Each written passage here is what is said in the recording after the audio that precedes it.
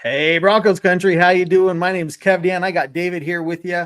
And tonight on Bourbon Broncos No BS a la carte, we have a special menu all lined up for you talking about the defense. So all we're going to do tonight, focus in on what's been going on with the defense, talk about things from last year, what's happened during the offseason. David's going to give some of his expert opinions on the subject and maybe talk about some of the articles he's writing now since he's a big bad writer. And get some information from that side of things as well. But as we go through this, guys, post your comments, post your questions.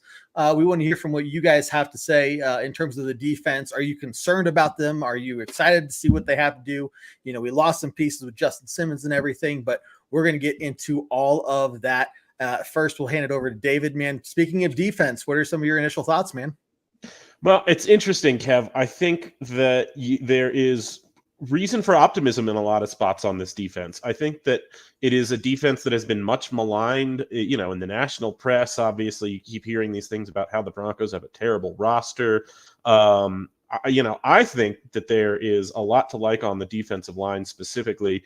And I also think that there's a lot of reason for optimism in the secondary if you can coach up some of these young players a little bit. But yeah, overall, I think the trajectory is more positive than negative. Even without, the training camp reports that you've been hearing the last couple of days, Kev. Yeah. It's interesting.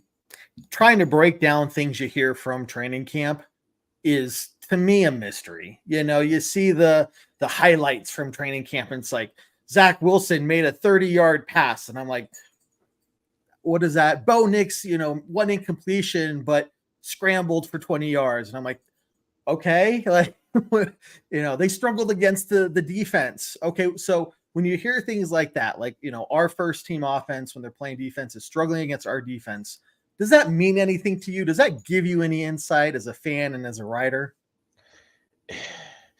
Not really. It tells me that Jarrett Stidham, more than anything else, is the conclusion is that Jarrett Stidham is just still the most stable, steady, consistent quarterback in practice right now. That's all I'm really getting from it, and that's fine.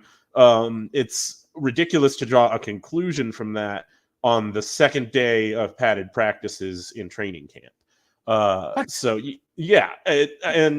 Frankly, on the second day of padded practices in training camp, you toss around phrases for Bo Nix like 60 college starts or whatever like that, and that's great. But no matter how many college starts you have, the pro game is different. And it would be astounding to me, no matter how many starts any college quarterback had in college, to have them come in and beat out a guy who's been in the league several years, like Jarrett Stidham, and specifically who's been in this offense a year longer than he has, by the second padded practice of training camp. That's not a question, or that's not a way to answer the question about the defense at all. That was just quarterback talk. So let's dig into the defense a little bit here, Kev. Just generally, they are always a little bit more excited to get their pads on because defensive players hit. That's what they do. That's what they're there to do. And they don't get to do it when they don't put pads on. Not really. So, yeah, they're going to go out the first couple of practices and have a ton of energy and look a little bit ahead, I think. And I think there's a lot to be excited about on this defensive line, like we talked about. So, but just, overall thoughts generally, when I hear these training camp practice reports, there are things to take away from it, and there's a lot more stuff that people do take away from it that they shouldn't be. Okay. So let's focus in specifically on starting on the defensive line there. And for everyone who's tuning in, again, thank you for joining Bourbon Broncos No BS a la carte. Tonight we are only focusing on defense. We're doing one player, position group, or whatever you have it, focusing on one area a week every Tuesday night as we get closer to the start of the season before we ramp up into our full-fledged Bourbon Broncos No BS show. So post your comments, post your questions. Want to hear what your thoughts are on the defense. So you were saying before the show, David, you feel like the defensive line has really improved. Why is that? All right. Well, start with the trade acquisition, Jonathan Franklin Myers, who instantly walks in here and is not a rotational player for they traded a sixth and it was basically a 7th round pick swap in 2 years from now for Jonathan Franklin Myers. And he's going to be a day one starter on this defensive line. And it's not because the defensive line is so poorly talented that a guy like John Franklin Myers can just walk in. He's good. The Jets had an embarrassment of riches last season at pass rusher. They just couldn't pay them all, and they had to let somebody go. And JFM had to make way for some younger guys. He's still a person who I think is in his prime. I think he is one of the, I don't know, what would you say is fair, Kev? A top 20 pass rusher? Top 25. Okay. Sure. Yeah. In this league. And so you put him in there. You've got Nick Benito in there still, who unfortunately sat out practice with a little back soreness today, but he'll be back. You've got Baron Browning. You've got Jonathan Cooper.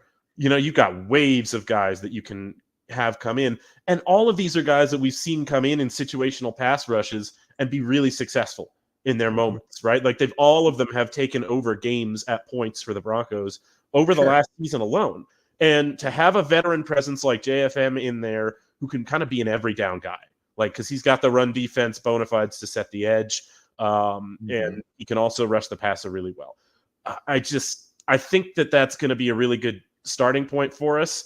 And then speaking of run defense, you get Malcolm Roach in there, who's been one of the league's best run defenders. That allows you, as we were talking about with Jeff Legwold, that allows you to put DJ Jones in his natural position. And we've seen him make an impact on the defensive line when he's playing in the right position.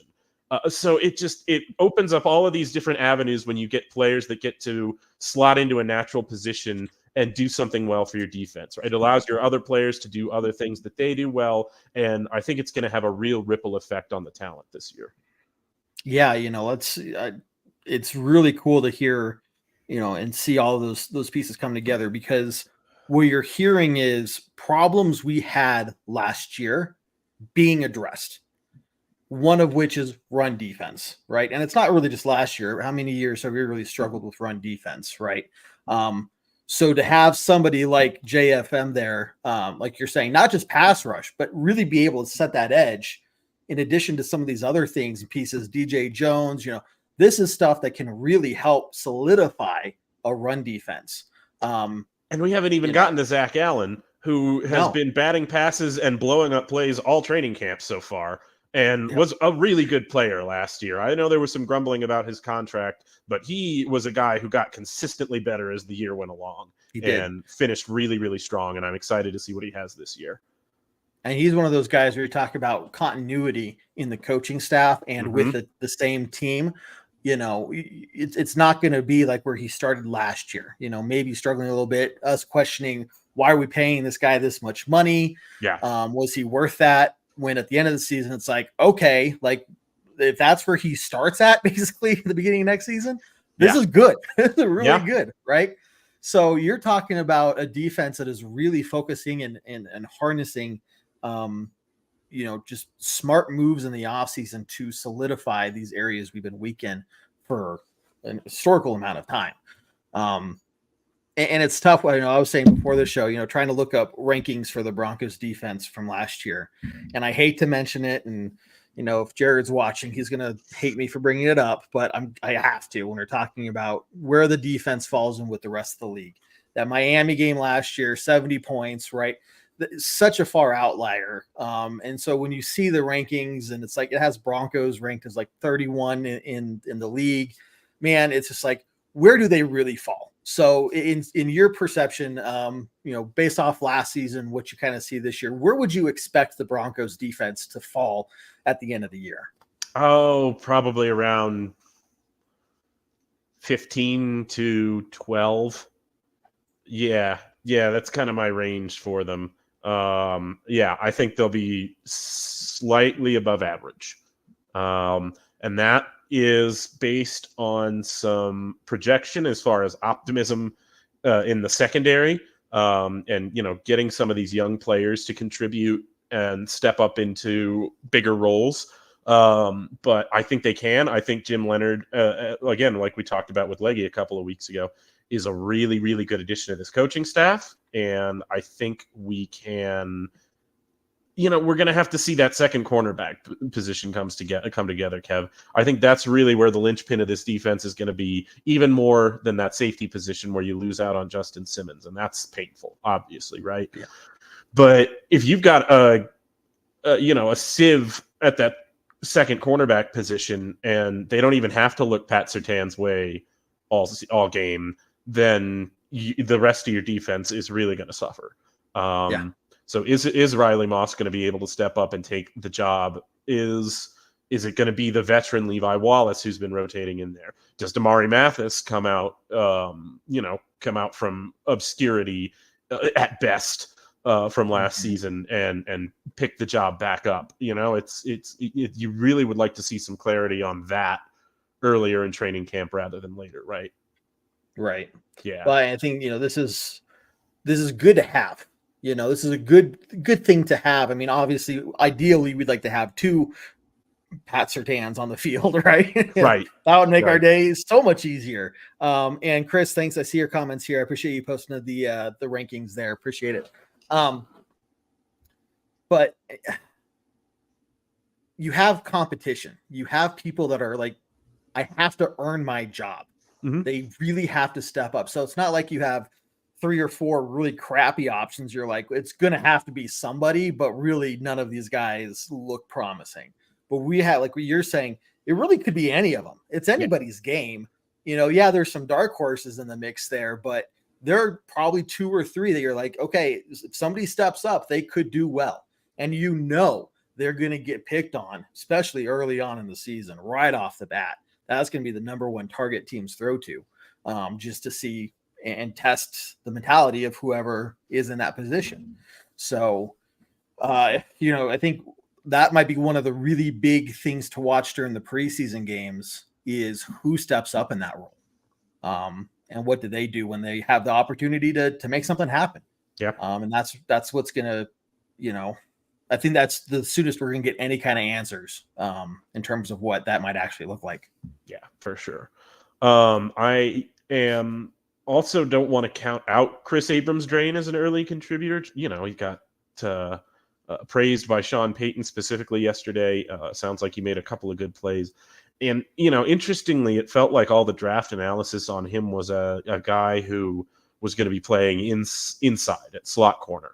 And with the Broncos already having, such a really good player in Jaquan McMillian at that position, it's not the kind of position where, even in this kind of defensive age where you're playing in the nickel so often, right?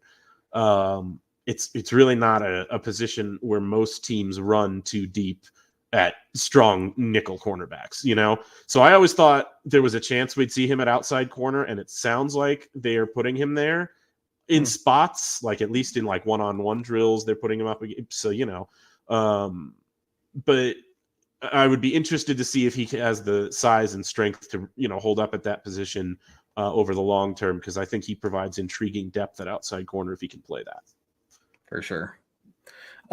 Sean, just like I'm hearing Bender's voice. We're back, baby. Love it, man.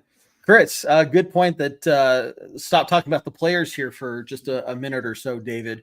Vance Joseph, year 2. Yeah. Any concerns, any thoughts, anything like that? Are you feeling comfortable with what we've seen, how last year ended and kind of what we're seeing in terms of the pieces falling together here now? Cautious optimism. Because the thing about Vance Joseph is that at his best thing in the NFL that he does is third down. And that's, consistently the thing you hear about Vance Joseph is if he can get you into a third and long position, he's going to do something crazy. He's going to throw, and we've seen this, right? We've seen it with cornerback blitzes, defensive back blitzes. I remember that Vikings game. It felt like they were bringing McMillian and other DBs all game from different positions too. But that's the thing. If he can get you into third and long, he can really cook you up. And that's what I think the Broncos are going to a little bit better equipped to do this season with the run defense. And he was, he's another coach who's come out and said the run defense was not where we wanted it to be last year. It's got to get better.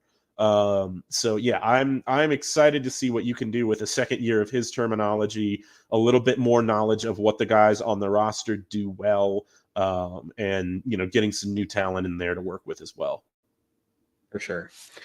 Chris here just said in an interview that he will bring more blitzes, so hopefully he will make that promises happen. And for sure, I think that would be nice to see. And you have to be able to get them in those the second and long and third and long positions to really make that happen. But talking about run defense and everything third down conversions and everything. It's just good to see that we're building. We're taking the things that we did do well, and we're just continuing to build on that. And finally, for the first time in how many years can we actually say that, David? Like, it looks like we're moving in a direction. Yeah. That's not necessarily bad. Right. Right. Yeah. So I think, again, you take the first half of last year, you kind of throw it out the window, and you see what we did from there on out and how instrumental the defense was, in that 5-game win streak, for example, in beating the Chiefs, having some of those close games like in Detroit, and things like that. So, I'm hearing people like Cody Rourke, who I respect a lot, say the Broncos could win 10 games this year. The only thing I can really figure is it's got to be because of the defense. If that happens, it's got to be because of the defense winning us some games, man. Yeah. Oh, for sure. No matter who starts at quarterback. Yeah, that's going to be for sure. Yeah, I listen, I love to be optimistic this time of year. I really do. And, if the Broncos win their first 2 games or 2 out of their first 3 games, sure. I'll probably be on board. I'll be giving you my Pepe Sylvia board explanation for how to get 10 wins from there. But win-loss just doesn't matter to me this year. It really doesn't. If you end this year with a good knowledge of whether or not Bo Nix is your future quarterback, that's all that this year is to me. That's all I've got. And I don't even think that necessarily means starting right away for him. I'm ready to back off that probably a little bit. But at the end of the year, I got to, that's what I would like to know to call this a successful year. Back to the defense. What's a successful year for you, Kev? Would you settle for just a defense that doesn't have the peaks and valleys of last season? Yeah, I think we need to find continuity. That's exactly what I would say. Because once you find consistency, once you find consistency and you can really focus on that foundation, that's when you can build in those more complicated, concepts and plays, and communication just gets so much better, right? So when you have those highs, you're like, oh, things are going so well. And then you go into a low, it's like, well, now you're going to throw everything out the window. You're trying to figure out what worked, what didn't work, and everything's in chaos. Then things start swinging back again. You're like, okay, well, which one of these random things is it that's working?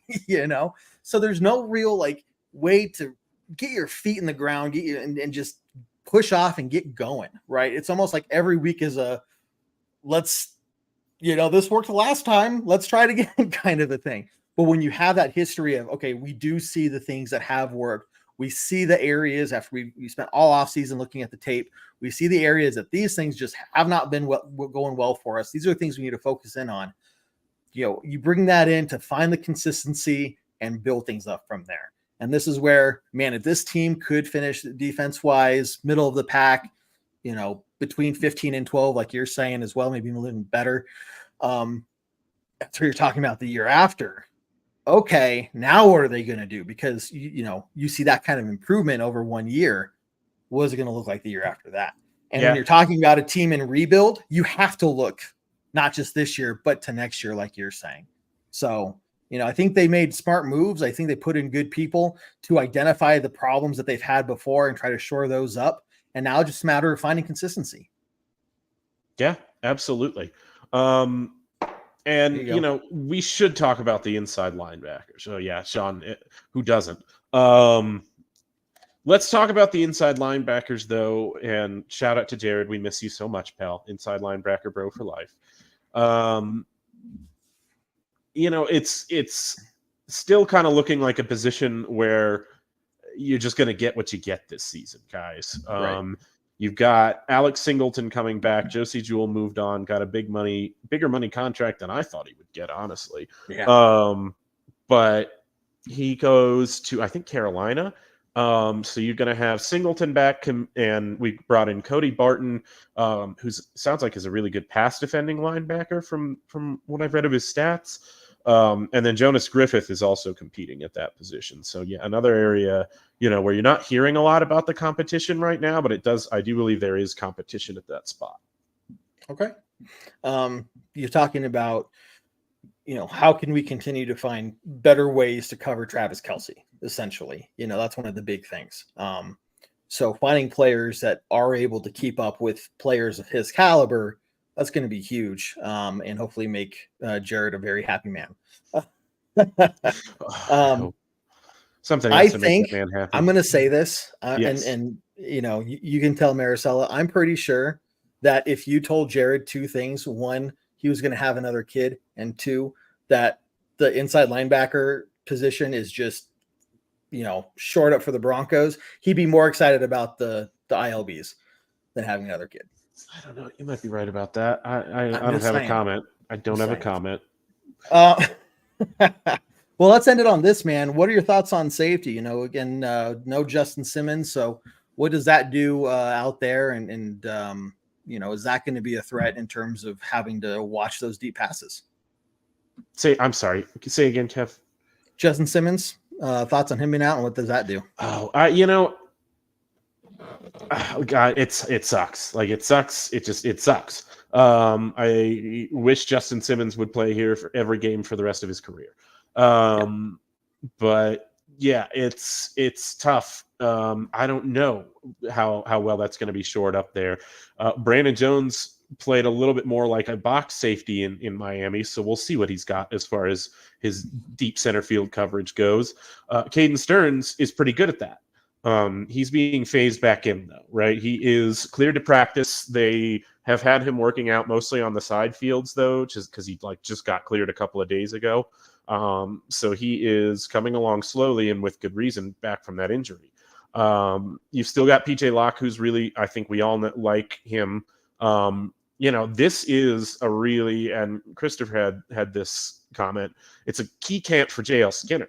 Last year's draft pick, because if you're going to be a depth piece, a rotational piece who sees significant snaps on this defense in certain packages, now's the time that you got to show it, right? Now's the time where you've really got to go out there and make your case to the coaching staff, especially with Jones out for a couple of weeks.